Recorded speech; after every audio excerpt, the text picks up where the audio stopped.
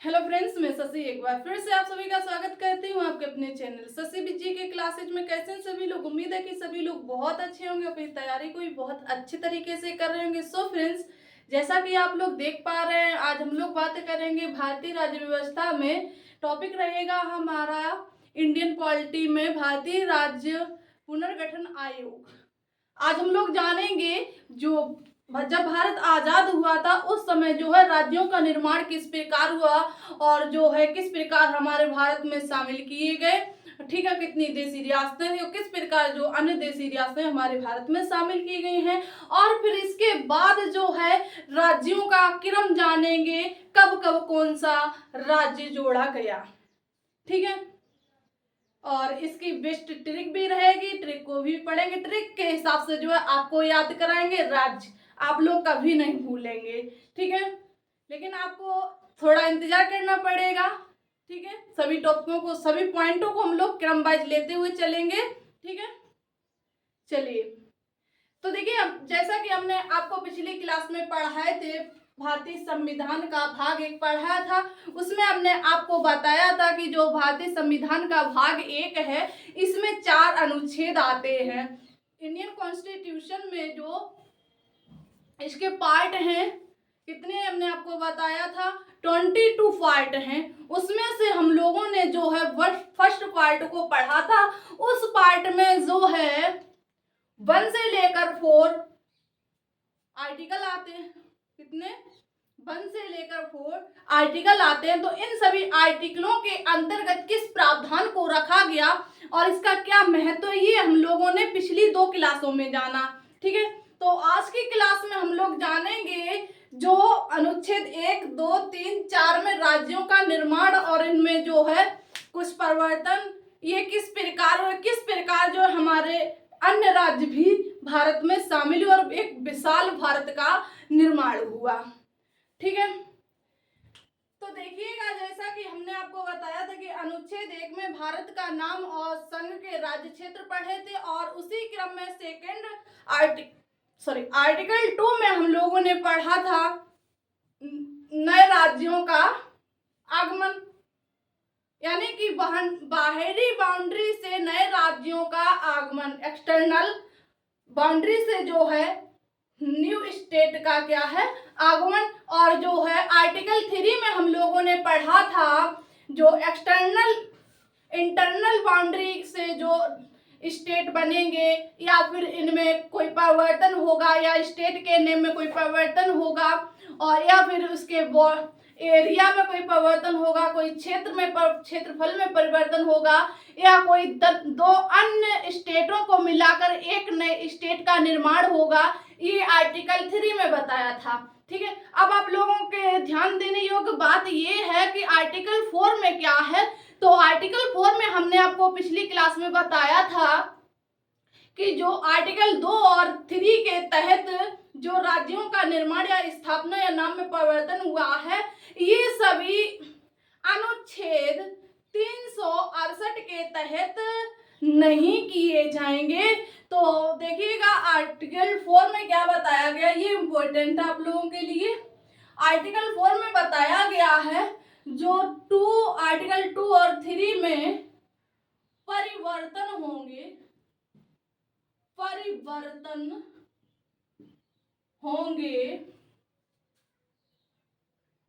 ये परिवर्तन अनुच्छेद आर्टिकल 368 के अधीन नहीं होंगे। क्या है? 368 के अधीन नहीं होंगे, ये बताया गया है, आर्टिकल 4 के तहत बताया गया है। देखिएगा, बात करते हैं कि आर्टिकल जो 368 है, 368 दिया गया, इसमें किस प्रावधान को रखा गया है। तो आपको बताना है जो आर्टिकल 368 है, इसमें जो है संविधान संशोधन को रखा गया है। संविधान संशोधन किसको रखा गया है? तो अनुच्छेद 368 में जो है संविधान संशोधन को जोड़ा गया है। अब देखिएगा, जो भी राज्य में कोई परिवर्तन हो गया, इसके नाम में परिवर्तन हुआ तो आर्टिकल 368 के अंतर्गत नहीं होगा, यानी संविधान संशोधन के अंतर्गत नहीं होगा, ये डायरेक्ट कर दिया जाएगा आर्टिकल 2 और 3 के तहत। ये बताया गया है किसमें, आर्टिकल 4 में बताया गया है। ठीक है, अब देखिएगा यहीं पर इसके बाद भारत के बाद जो भारत आजाद हुआ था उसके बाद भारत में दो चीजें थी, भारत दो पार्टों में विभाजित था। अब देखिएगा कौन कौन से दो पार्ट थे, तो ये आपको क्लियर हो गया आर्टिकल 4। उम्मीद है कि आपको क्लियर हो गया होगा, कोई डाउट नहीं होगा। ठीक है, चलिए तो बात करते हैं किसकी, आजादी के समय की।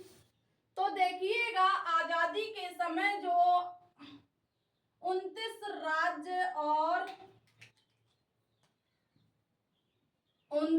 राज्य और 9 केंद्र शासित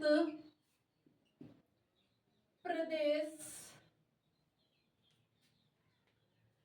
बने थे। ठीक है, आजादी के बाद की बात कर रहे हैं, तो कितने, 29 राज्य और 9 केंद्र शासित प्रदेश थे। देखिएगा इन्हीं से क्या हुआ, विशाल भारत का निर्माण हुआ, विशाल भारत बना इन्हीं राज्यों को मिलाकर। अब यही भारत जो है आजादी के समय दो पार्टों में बटा हुआ था, राज्य तो सम्मिलित हो गए थे लेकिन ये एकता के आधार पर सम्मिलित नहीं थे। तो ध्यान देने योग्य बात यहाँ ये होगी कि ये पार्ट दो कौन कौन से हैं। तो देखिए पहला पार्ट जो भारत का बटा हुआ था ये ब्रिटिश प्रांत था। कौन सा था, तो ये ब्रिटिश प्रांत था, यहाँ पर अंग्रेजों का शासन था, अंग्रेजों के कानून चल रहे थे। ठीक है, ब्रिटिश प्रांत था और यहीं पर जो है राजा रजवाड़े थे, इन्हीं को बोलते हैं क्या, देसी रियासत। क्या बोलते हैं, देसी रियासत बोलते हैं।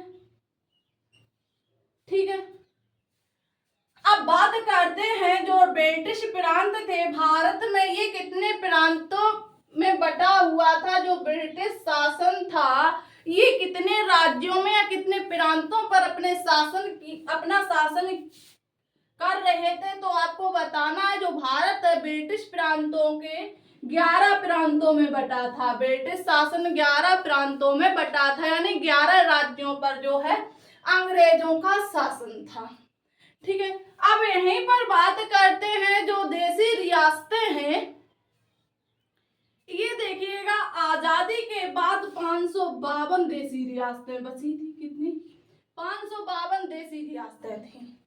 ठीक है, और देखिएगा कुछ देसी रियासतें जो लगभग में 549 देसी रियासतें थी, 549 जो देसी रियासतें थी ये बिना किसी विवाद के भारत में शामिल हो गई।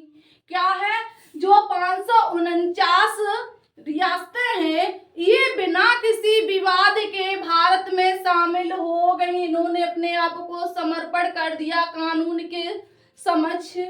ठीक है, क्या है, बिना किसी विवाद के, बिना किसी विवाद के क्या हुआ, भारत में शामिल हो गई, भारत में शामिल हो गई। ठीक है, अब देखिएगा इनमें से बची कितनी, 552 उस समय देसी रियासतें थी। कहें तो भारत में 552 राजा रजवाड़े थे, छोटे बड़े लेकर मिलाकर 552 राजा थे। ठीक है, अब उनमें से 549 राजाओं ने अपने आप को कानून के समक्ष समर्पण कर दिया और ये बचे 3 अन्य देसी रियासतें, इन्होंने कहा नहीं, हमारी अपनी अलग पावर होगी, मैं भारत में शामिल नहीं होऊंगा, मैं जो भारत का संविधान है इसमें सम्मिलित नहीं होऊंगा। इनका जो शासन रहेगा अलग तरीके से रहेगा, अलग तरीके से चलेगा और जो संविधान जो बनकर तैयार हुआ था उसमें कुछ अलग रूल थे। तो राजा लोग जो कह रहे थे हम आपके संविधान के आधार पर नहीं चलेंगे, सॉरी, हमारी अपनी क्या होगी, अलग पावर होगी। तो इसलिए 3 देशी रियासतें जो थी इन्होंने अपने आप को भारत में शामिल नहीं किया या कहें भारतीय संविधान में सम्मिलित नहीं किया। ठीक है, अब देखिए 3 देशी रियासतें कौन कौन थी, जैसा कि आप लोगों ने नाम सुना होगा, जूनागढ़ देशी रियासत। कौन सी? जूनागढ़। जूनागढ़। और एक और आपने नाम सुना होगा, हैदराबाद। ये 3 जो है भारत में शामिल हुई। ऐसा नहीं है कि भारत में शामिल नहीं हुई कुछ विवादों के बाद ये 549 बिना विवाद के शामिल हो गई। और जो 3 देशी रियासतें थी इन्होंने बहुत परेशान किया, इसके बाद जो ये भारत में सम्मिलित हुई।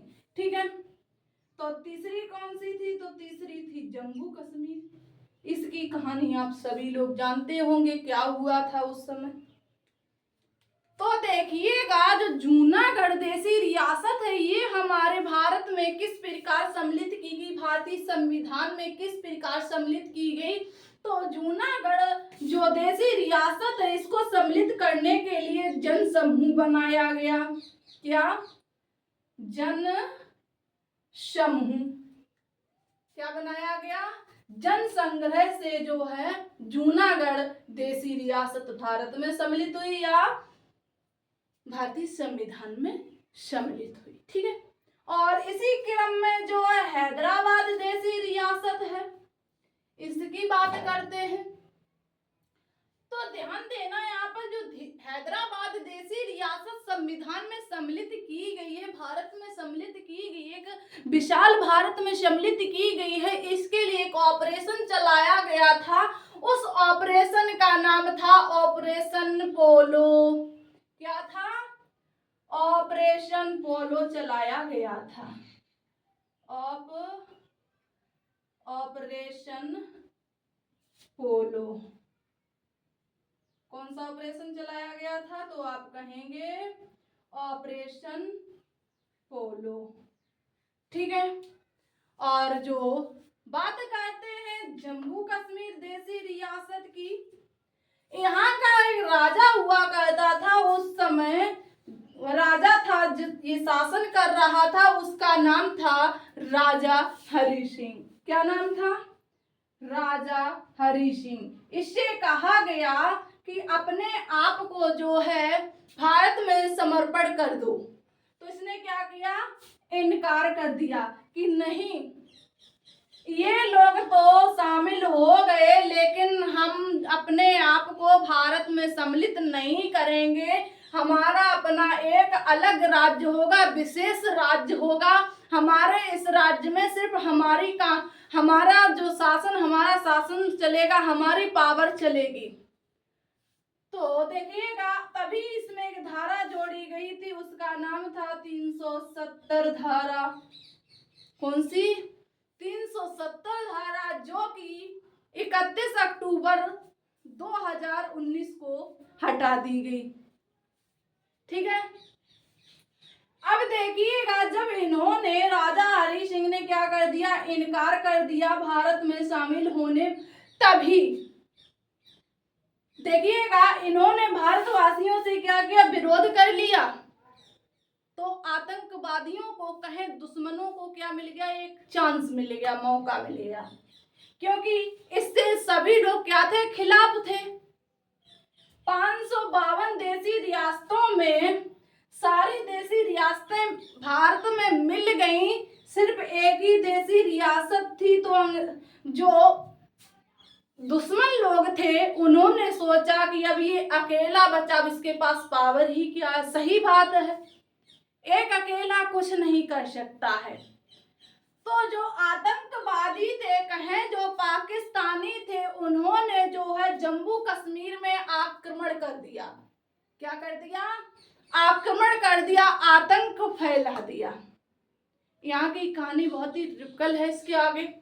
ठीक है, आतंक बहुत बुरी तरह फैलाया, जो वहाँ की जो माताएं बहनें थी उनके साथ भी जो है दुस्साहस किया, गलत गलत तरीके से उनके सामने पेश आए। किसी का कोई अंग काट दिया, किसी का कोई अंग काट दिया। तो इससे जो है ये राजा जो है बहुत परेशान हो गया था। तो इसने जो है आत्महत्या करने का विचार किया। क्या है, ये अपने आप से नजरें नहीं मिला पा रहा था, क्योंकि वहां पर जो आतंकी थे वहां की हालत बहुत ही क्रिटिकल कर दी थी। ठीक है, तो ये उससे देखा नहीं गया, इस राजा से देखा नहीं गया, और उसने जो है आत्महत्या करने का प्रयास किया। तभी इस राजा ने डॉक्टर राजेंद्र प्रसाद को एक लेटर लिखा। किसको लिखा? राजेंद्र प्रसाद को एक लेटर लिखा, पत्र लिखा, और उसने कहा, अपनी दुख लीला सुनाई कि हमारे साथ ये आतंक इस प्रकार से ये कर रहे हैं, आप हमारी सहायता कीजिएगा। तो उस समय जो है डॉक्टर राजेंद्र प्रसाद जम्मू कश्मीर आए। कहाँ आए? जम्मू कश्मीर आए, और वहां की जो है व्यवस्था को देखा। तभी उसी समय भारत के गृह मंत्री हुआ करते थे सरदार वल्लभ भाई पटेल। होम मिनिस्टर कौन थे उस समय, तो आप बताएंगे। उस समय जो है भारत के होम मिनिस्टर थे सरदार वल्लभ भाई पटेल। ठीक है, तो फिर इन्होंने जम्मू कश्मीर की सहायता के लिए भारतीय सेना को तैयार किया। किसको तैयार किया? भारतीय सेना को तैयार किया। और रात देखिएगा, बारिश का समय था, बारिश हो रही थी, फिर भी ये नहीं रुके। और जो है जम्मू कश्मीर में नदी थी, उसका भराव भी बहुत, जो बहाव था बहुत तेज था। फिर इनको जो है घूम कर जाना पड़ा था। तो ये जम्मू कश्मीर सुबह के 4 बजे पहुंच गए, और जो है सभी आतंकियों को मार गिराया। और फिर जो है उसी समय जम्मू कश्मीर को भारत में शामिल कर लिया, और इसे एक विशेष राज्य का दर्जा दिया। उसी समय ये धारा 370 लागू कर दी गई थी।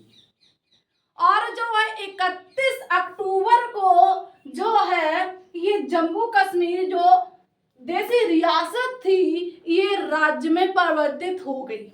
इस राजा ने अपने आप को क्या किया? समर्पण कर दिया। ठीक है, तो 31 अक्टूबर को इसीलिए जो है एकता दिवस के रूप में मनाया जाता। 31 अक्टूबर को जो है सरदार वल्लभ भाई पटेल का क्या हुआ था? जन्म हुआ था। अक्टूबर को 31 अक्टूबर को इन्हीं के जन्म दिवस पर एकता दिवस मनाया जाता है। कौन सा दिवस मनाया जाता है? तो कहेंगे एकता दिवस मनाया जाता है, क्योंकि इन्होंने ही सभी देशी रियासतों को जो है जैसे तैसे करके किसी भी आधार से भारत में शामिल कर पाए, एक विशाल भारत का निर्माण कर पाया। ठीक है, इसीलिए इनके जन्म दिवस पर कौन सा डे मनाया जाता है? तो आप कहेंगे एकता दिवस मनाया जाता है। ठीक है, इनका एक रूल था, एक हाथ में रोटी लेते थे, एक हाथ में लाठी। खाओ नहीं तो खाओगे तो शामिल हो जाओगे, अगर रोटी नहीं खाओगे तो लाठी की जोर से शामिल हो जाओगे, इकट्ठा तो होना पड़ेगा। इनका एक रूल था। ठीक है, चलिए, तो देखिए यहाँ पर तभी एक विशाल भारत का निर्माण होता, यानी कि सभी जो देशी रियासतें थी भारत में सम्मिलित हो गई, एक राज्य के रूप में सम्मिलित हो गई। ठीक है, यहीं पर जम्मू कश्मीर को विशेष राज्य का दर्जा दिया था, इसीलिए 370 धारा जो है जम्मू कश्मीर में लागू कर दी गई थी। ठीक है, चलिए अब देखिएगा आजादी के बाद जब ये विशाल भारत का निर्माण हो गया तो भारत को जो है 4 भागों में बांट दिया गया। कितने भागों में बांट दिया गया? तो आप कहेंगे भारत को जो है 4 भागों में बांट दिया गया। अब वो 4 भाग कौन कौन थे आपको समझना होगा। ये हमारा क्या है? भारत, यानी कहें तो विशाल भारत है, क्योंकि एक विशाल भारत का निर्माण हो चुका था। ठीक है, अब देखिएगा इस विशाल भारत को जो है 4 भागों में विभाजित कर दिया। ए, बी, सी, डी। आपको ये याद रखना, ए बी सी डी में बांट दिया है। ठीक है, अब आपके मन में विचार आ रहा होगा, प्रश्न उठ रहा होगा कि ये ए बी सी डी ये क्या है, हम कैसे जानेंगे कि ये 4 भागों में किस प्रकार बटे हैं। तो ध्यान देना है और नोट करते हुए चलेंगे। भारत को जो है उस समय 4 भागों में बांटा गया था। ए का मतलब था ब्रिटिश प्रांत। क्या था? ब्रिटिश प्रांत, ब्रिटिश प्रांत। और बी का मतलब था देसी रियासतें, देसी रियासतें। सी का मतलब था दोनों, यानी कि ब्रिटिश और देसी रियासतों, और वह नए राज्य, नए राज्य, नए राज्य इसमें शामिल थे। और डी का मतलब था अंडमान निकोबार द्वीप समूह। उस समय एक ही द्वीप समूह हुआ करता था, उसका नाम था अंडमान निकोबार द्वीप समूह, अंडमान निकोबार द्वीप समूह। इन 4 भागों में क्या था? भारत बटा हुआ था, लेकिन इससे जो है भारतवासी जो है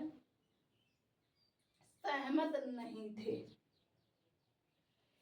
क्यों सहमत नहीं थे? कि ब्रिटिश प्रांत अलग भाग में कर दिया, देसी रियासतें अलग भाग में कर दी, और फिर एक बार इनको मिला दिया, और फिर इसके बाद जो लक्षद्वीप, जो अंडमान निकोबार है, इसको अलग कर दिया। तो देखिएगा इन 4 भागों से क्या हुआ? काम नहीं चला। ठीक है, इन 4 कैटेगरी से क्या हुआ? काम नहीं चला। तो उसी समय एक कमेटी भारत आई, एक कमेटी का निर्माण किया गया। उस कमेटी का नाम था एस के धर आयोग। क्या था? एक कमीशन लाया गया, उस कमीशन का नाम था एस के धर आयोग। एस के धर आयोग भारत आया। ठीक है, इसमें क्या कहा गया था? तो एस के धर जो आयोग था, ये जो एस के धर थे, ये इलाहाबाद हाई कोर्ट के पूर्व जज हुआ करते थे। कौन थे? ये इलाहाबाद हाई कोर्ट के, इलाहाबाद हाई कोर्ट के कौन थे? पूर्व जज थे।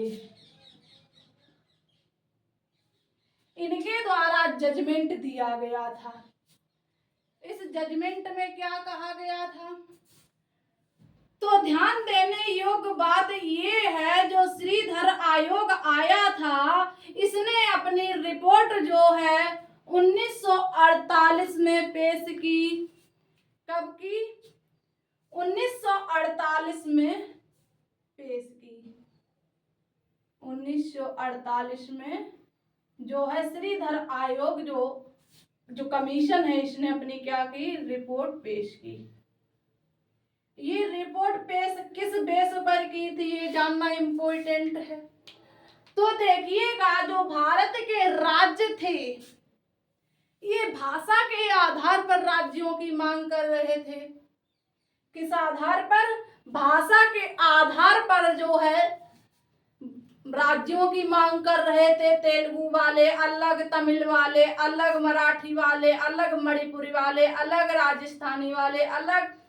तो ये अलग अलग भाषाओं के आधार पर अलग अलग राज्य की मांग कर रहे थे। तभी ये रिपोर्ट पेश की गई किसके द्वारा? तो कहेंगे श्रीधर आयोग के द्वारा जो है 1948 में रिपोर्ट पेश की गई और इसमें कहा गया कि भाषा के आधार पर कोई राज्य नहीं होगा। क्या कहा गया? इसमें कहा गया कि भाषा के आधार पर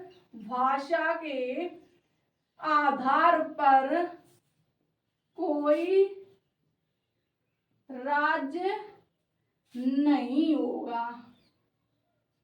इतना याद रखना है। तो इस रिपोर्ट में क्या कहा गया था? तो आपको बताना है कि भाषा के आधार पर कोई राज्य नहीं होगा। अगर कोई राज्य बनता है तो वह प्रशासनिक रूप से होगा। किस प्रकार होगा? इस रिपोर्ट में फिर कहा गया कि अगर कोई राज्य बन भी जाता है तो वह प्रशासनिक रूप में होगा, कानूनी रूप में होगा। ठीक है, कि अगर कोई राज्य बनता है, नोट करना, ये पॉइंट इंपॉर्टेंट है इसीलिए नोट करा रहे हैं। ठीक है, कि अगर कोई राज्य बनता है तो वह प्रशासनिक रूप में होगा। कैसे होगा? तो आपको बताना है, प्रशासनिक रूप में होगा। ठीक है, तो ये किस आयोग में कहा गया है? तो आपको बताना है ये आयोग था श्रीधर आयोग। ठीक है, तो देखिएगा फिर भारतवासियों ने इस आयोग की बात को नहीं माना। इन लोगों ने धरना प्रदर्शन शुरू कर दिया। क्या कर दिया? धरना प्रदर्शन शुरू कर दिया। तभी एक रिपोर्ट और एक जो है समिति और पेश की गई। क्या पेश की गई? एक कमेटी और पेश की गई। उस कमेटी का नाम था JBP कमेटी। क्या नाम था? JBP committee. अब देखिएगा इसमें क्या बताया गया था, इसमें क्या जो है कथन दिया गया था, क्या कहा गया था। सभी पॉइंट आप लोग नोट करते हुए चलेंगे। ठीक है, ये पॉइंट जो है परीक्षा की दृष्टि से इम्पोर्टेंट होने वाले हैं। ठीक है, तो आप लोग जो है सभी पॉइंटों को नोट करते हुए चलेंगे। अगर आपको कंटेंट पसंद आ रहा हो तो ज़्यादा से ज़्यादा जो है क्लास को शेयर करेंगे अपने दोस्तों साथियों में, ताकि वो लोग भी इस क्लास को पढ़ सकें और ज़्यादा से ज़्यादा ज्ञान को अर्जित कर सकें। ठीक है, तो देखिएगा एसके धर कमेटी के कमीशन के बाद एक कमेटी आई। एक कमेटी का निर्माण किया गया, उसका नाम क्या था? हमने आपको बताया JBP कमेटी। JBP समिति।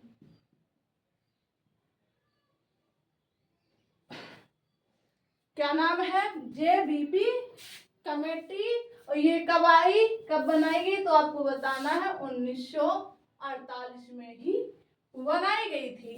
तो देखिए ये त्रिसदस्यीय कमेटी थी। कैसी कमेटी थी? तो ये त्रिसदस्यीय कमेटी थी। आपसे पूछा जाए तो क्या बताएंगे? तो ये त्रिसदस्यीय कमेटी थी। कौन कौन से? इसमें 3 सदस्य थे। तो आपको बताना, एक तो थे जवाहरलाल नेहरू। कौन थे? जवाहरलाल नेहरू। तो लिखेंगे नेहरू, जवाहरलाल नेहरू, जवाहरलाल नेहरू। बी का मतलब है वल्लभ भाई पटेल, यानी सरदार वल्लभ भाई पटेल। और पी का मतलब है पट्टाभी सीता रमैया। कौन है? पट्टाभी सीता रमैया, याद रखना है। ठीक है, पट्टाभी सीता रमैया। इन 3 लोगों के द्वारा जो है इस कमेटी का जो है निर्माण किया गया था, तो इसीलिए इसको त्रिसदस्यीय कमेटी कहा जाता है। तो आपको पता हो गए कि कौन कौन सदस्य जो है इस कमेटी में शामिल थे। जवाहरलाल नेहरू, सरदार वल्लभ भाई पटेल और पट्टाभी सीतारमैया जो है ये जेबीपी कमेटी में शामिल थे, लेकिन नाम पर ही ये कमेटी का निर्माण किया गया था। ठीक है, तो देखिएगा इसने जो है जो जेबीपी कमेटी थी इसने अपनी रिपोर्ट पेश की 1949 में। कब पेश की? तो आपको बताना है 1949 में इस कमेटी को, इस रिपोर्ट को पेश किया गया। जेबीपी समिति के द्वारा एक रिपोर्ट को पेश किया गया। कब किया गया? तो 1949 ईस्वी में एक रिपोर्ट पेश की गई। रिपोर्ट पेश की गई। इस रिपोर्ट में क्या था? तो ध्यान देना है, जैसा कि बताया था हमने, जो एसके धर कमेटी थी उसने भी मना कर दिया था कि जो राज्य है भाषा के आधार पर नहीं बनेंगे, राज्यों का जो है निर्माण भाषा के आधार पर नहीं होगा। ठीक है, तो फिर किस आधार पर होगा? तो अगर राज्य का निर्माण होता है तो प्रशासनिक आधार पर होगा। और सेम उसमें एसके धर में कहा गया कि अगर भाषा का निर्माण, अगर राज्य का निर्माण होता है तो प्रशासनिक के आधार पर होगा। ठीक है, लेकिन ये जो रिपोर्ट पेश की गई जेबीपी कमेटी के द्वारा, इसमें साफ साफ मना कर दिया गया। क्या है? इसमें साफ साफ इनकार कर दिया गया। साफ साफ इनकार कर दिया गया। कहा गया कोई भी राज्य किसी प्रकार से भी नहीं बनेगा। क्या कहा गया? इन्होंने कहा है कि कोई भी राज्य जो है किसी भी प्रकार से नहीं बनेगा, यानी साफ साफ इनकार कर दिया, कोई भी राज्य नहीं बनेगा। नोट कर लीजिएगा, कोई भी राज्य नहीं बनेगा। ये किस कमेटी में कहा गया है? तो अगर आपसे पूछा जाएगा तो आपको बताना है एसके धर कमेटी में कहा गया है।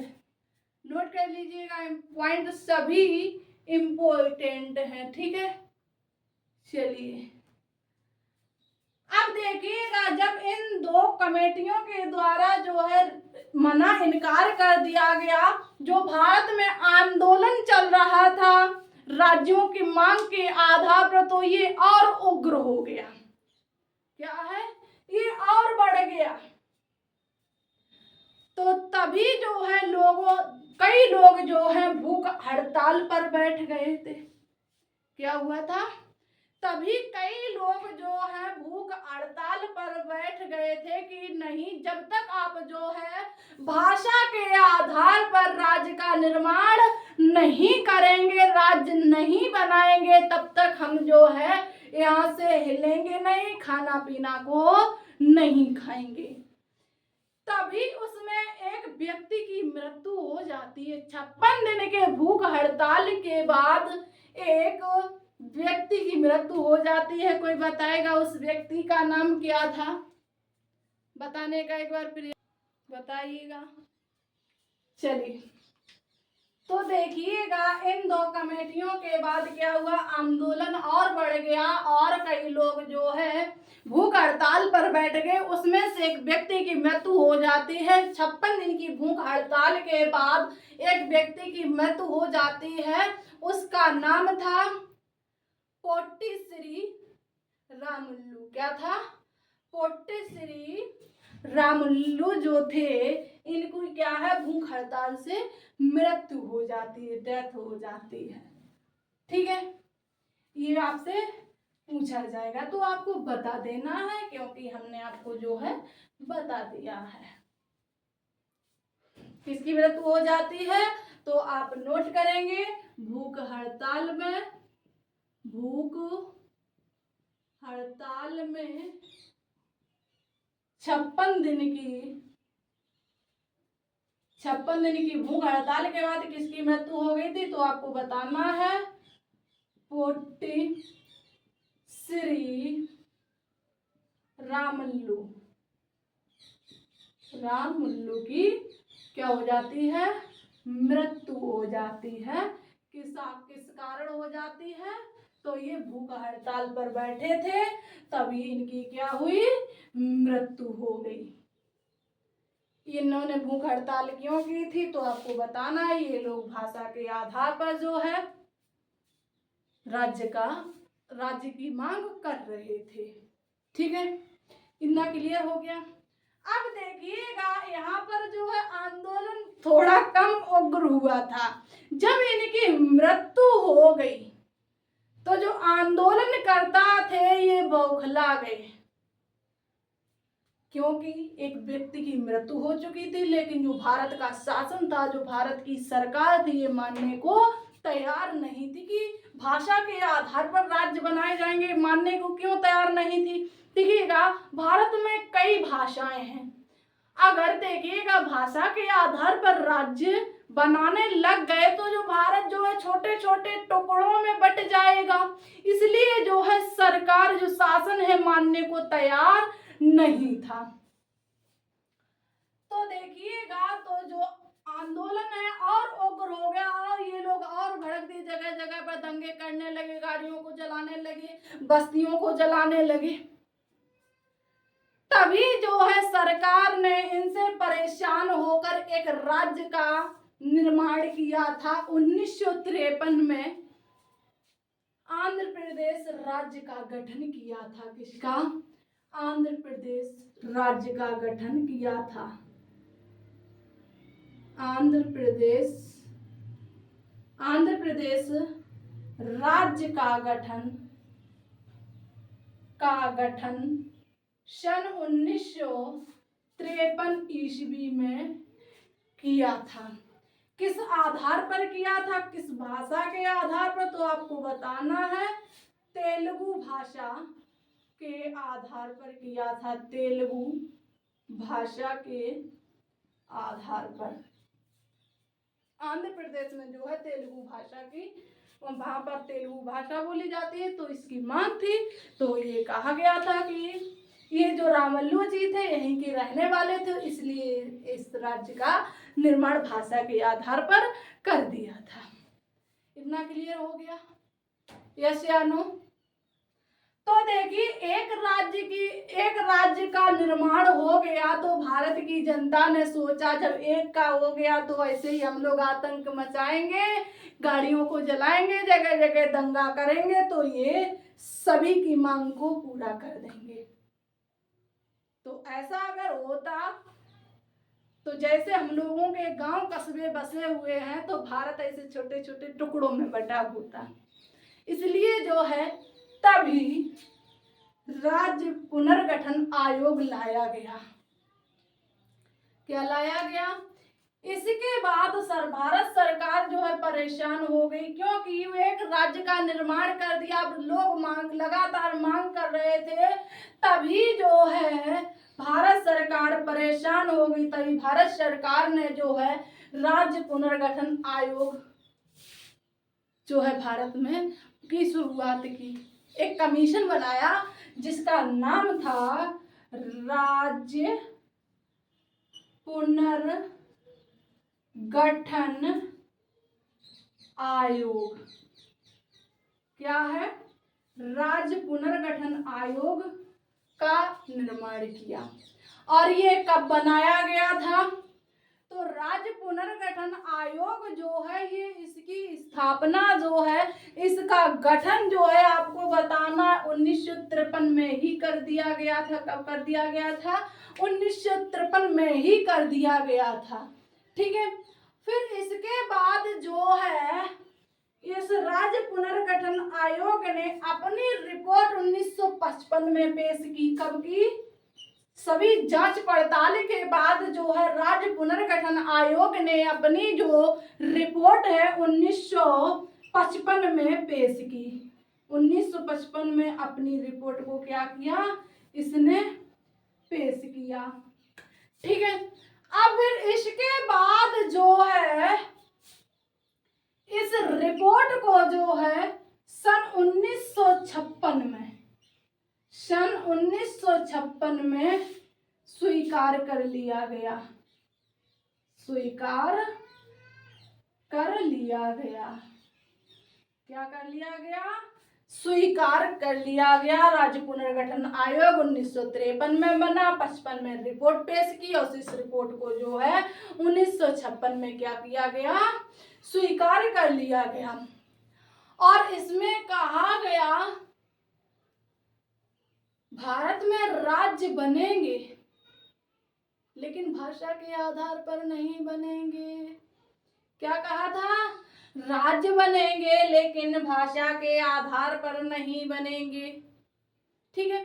तभी फिर जो है उसी समय 14 नए राज्य और 6 केंद्र शासित प्रदेश बनाए गए। कितने? 14 राज्य, 14 राज्य और 6 केंद्र शासित प्रदेश बनाए गए, यानी 14 स्टेट और जो है 6 यूनियन टेरिटरी बनाए गए। ठीक है। केंद्र शासित प्रदेश बनाए गए। किस आधार पर? राज्य पुनर्गठन आयोग के बाद जो है राज्यों का निर्माण होने लगा और जो है इसमें 14 राज्य, उसी समय 14 राज्य और 6 केंद्र शासित प्रदेश का जो है गठन 1956 में ही कर दिया गया था। इतने राज्य और ये केंद्र शासित प्रदेश एक साथ ही गठित किए गए थे। इतना आप लोगों को याद रखना है। ठीक है। क्लियर हो गया?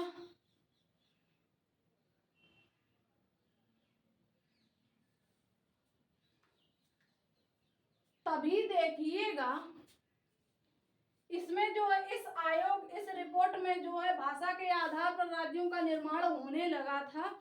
लेकिन यहाँ पर एक आयोग और आया था, थोड़ा आगे और समझना है।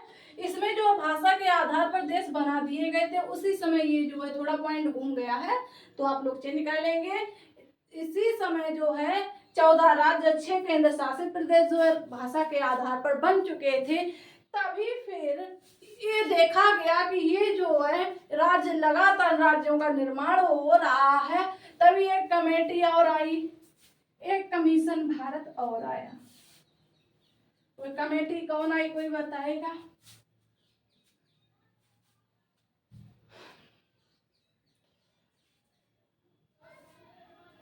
तो देखिएगा इसी समय एक फजल अली आयोग आया।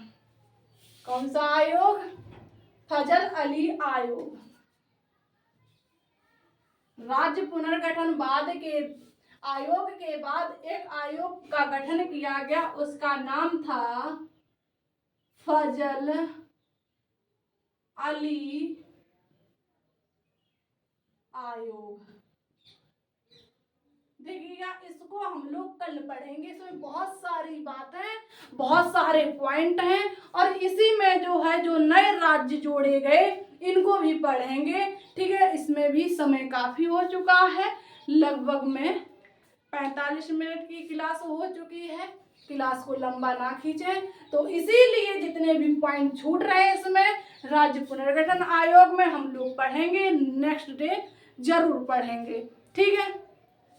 और इसी प्रकार पढ़ेंगे तो आप लोग कमेंट करके अवश्य बताएंगे कि आज का जो कंटेंट है, मेरे पढ़ाने का तरीका है, आप लोगों को कैसा लगता है। ठीक है। और ज़्यादा से ज़्यादा लोगों को जोड़ने का प्रयास करेंगे। ये आप लोग निरंतर प्रयास करते रहेंगे तो हम भी जो है आपको पढ़ाने का बेहतर से बेहतर तरीका निकालते रहेंगे। ठीक है। एक जिम्मेदारी आपकी बनती है कि आप अपने साथियों को जोड़ें और एक जिम्मेदारी हमारी बनती है कि हम आपको बेस्ट से बेस्ट कंटेंट दें और ज़्यादा से ज़्यादा कोशिश करें कि आपको क्लास में ही याद हो जाए। ठीक है, तो डील पक्की की जाए। चलिए फिर मिलते हैं हम लोग नेक्स्ट डे इसी टॉपिक के साथ। आप लोगों का बहुत बहुत धन्यवाद हमारा सहयोग देने के लिए।